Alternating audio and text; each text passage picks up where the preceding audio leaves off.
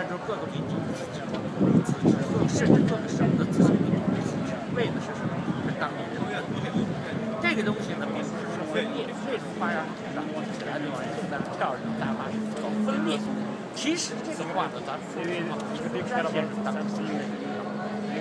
毛泽东曾经提倡这个，在1926年是毛泽东提倡湖南、江西独立、安徽独立各省独立，所以这个东西看起来呢，还是符合这个大局，而且呢，符合现在这个形势，这是什么情况？多问你一句呢，就是说最近这2天特别大家都说网上热传关于这个